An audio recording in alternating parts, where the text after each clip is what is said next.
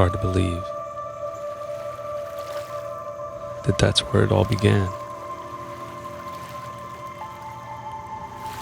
This experiment in independence and self-government.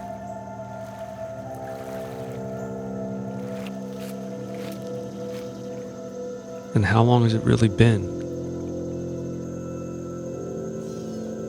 since the experiment was nothing more than an illusion?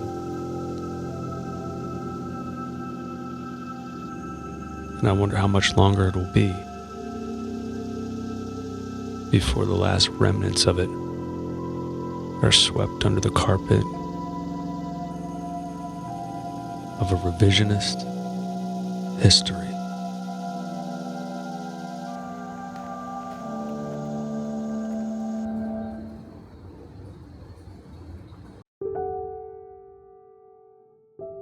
When I first witnessed the shooting on my television screen, President Trump's status was still unclear, at least to me. It made me feel physically sick when I saw him grab the side of his head and drop to the ground. The anger I felt brewing inside me was explosive. Anger about what's happening to my country.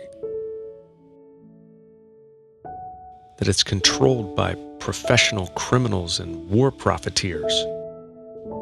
Probably has been since John F. Kennedy was shot. Angry that they keep getting away with it. Angry that the mainstream media is complicit. And frustrated that many of my fellow citizens, good people, intelligent people, are rooting against their own self-interest and can't even see it. I slammed my hand into the wall as hard as I could, thankfully with an open palm. It stung a bit, but that paled in comparison to the sting of despair I felt as I waited to see if President Trump was okay. Knowing how absolutely devastating the alternative would be. Not just devastating for any particular side, if there is such a thing, but devastating for the future of the entire country, perhaps the world. We're all in the same boat, and if it sinks, we all sink. If there are average American citizens out there who think that the assassination of Donald Trump will improve their lives, they've been egregiously misled. Socialist revolutionaries, maybe, but regular people, like the man or not, you can't murder the hero of a large segment of the population and just move on. Now for me, Trump was never actually a personal hero. No. I recognized him as an imperfect leader for sure. But that being said, what he did on that stage following the shooting was pretty damned heroic. Risking further injury and even death to deliver to his supporters a message of courage.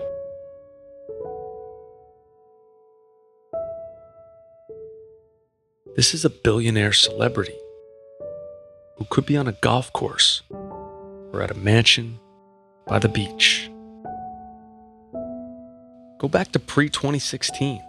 He had a top-rated reality show. Watch him on The View. They treated him with respect. Watch him on Oprah. She loved him.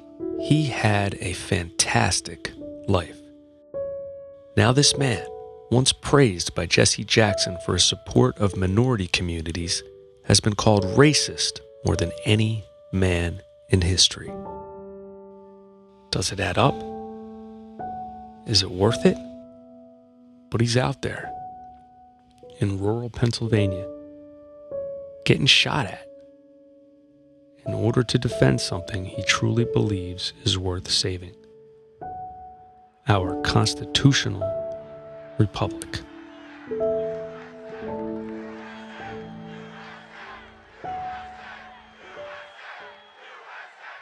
Once I realized he was okay, I breathed a sigh of relief, of course, and then pondered a very simple question. How could this happen? Surely this must have been a very sophisticated attack, right? Not even close. My daughter and I went, I guess it was 4 years ago, it was at the Butler Airport, not even 5 miles from here. Every rooftop of every hangar had 3, 4, 5 guys on top of it with When guns. you say guys, snipers? Law Yes, enforcement with long guns on top? Long guns, Okay. yes, and even some of them in the sniper position. First thing I did when I got here yesterday was I did a complete look around at every rooftop.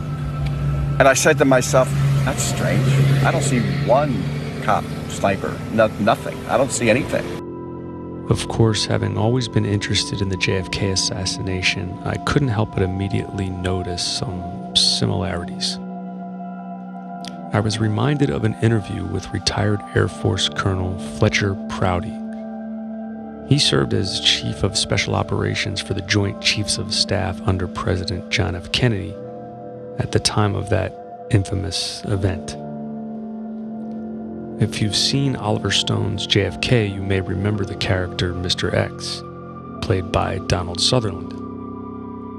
That character was based on Prouty, and I couldn't help but wonder, what would Prouty think of this event if he was still around? We were sitting down to breakfast. I would never forget this, because down there, that was Saturday morning when the president was killed.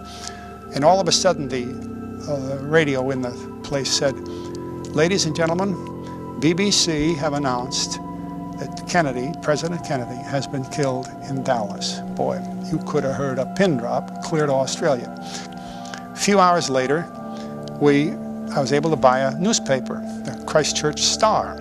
I looked at the paper and, of course, had nothing else to balance it against except some of my own experience. I had worked on the business of presidential protection. You know, the military is trained in presidential protection. I had gone to Mexico City, for example, with Eisenhower when he went there in 56 or 57 and so on. I was familiar with it.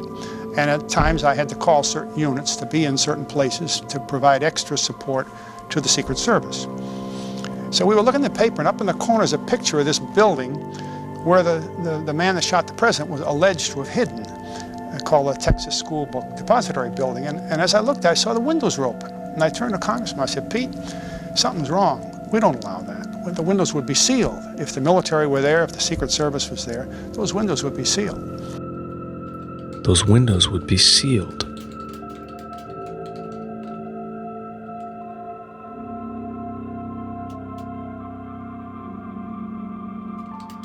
That rooftop would be secured. No? We noticed a guy crawling, bear crawling up the roof of the building beside us, 50 feet away from us. So we're standing there, we're pointing at the guy crawling up the roof. And he had a gun, right? He had a rifle. A rifle. We could clearly see him with a rifle. The police are down there running around on the ground. We're like, "Hey man, there's a guy on the roof with a rifle." I'm thinking to myself, I'm like, why is Trump still speaking?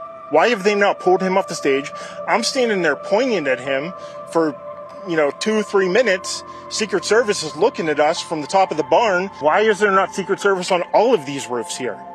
I mean, this is not a big place. I was up at the fence line, saw the guy move from roof to roof, told an officer that he was on the roof.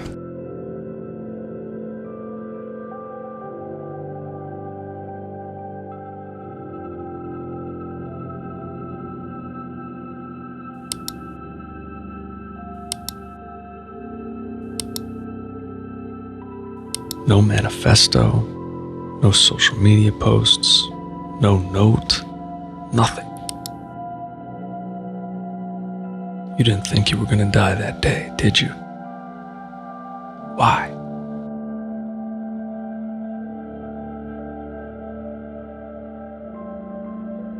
While we'll probably never know what really happened that day in Butler, PA, we do have to move forward.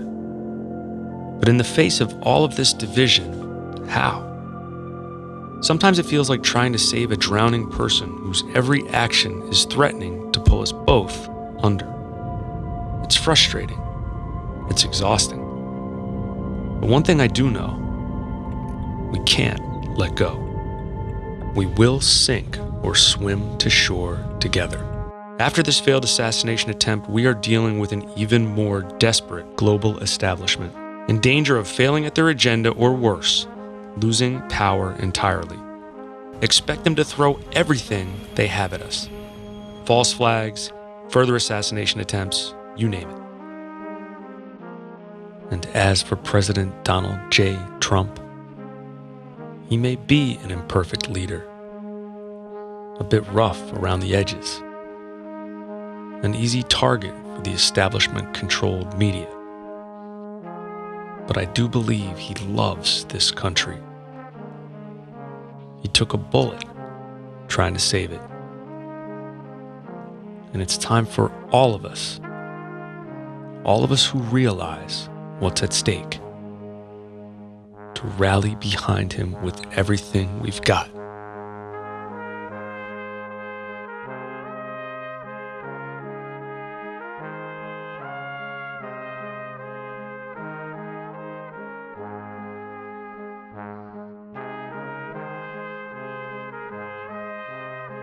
While I do hope with all my heart that President Trump can weather these storms to come and get us back on the right path, I recognize that this great country, at its best, perhaps the greatest of all time, wasn't created by one man alone. And it can't be saved by one man either.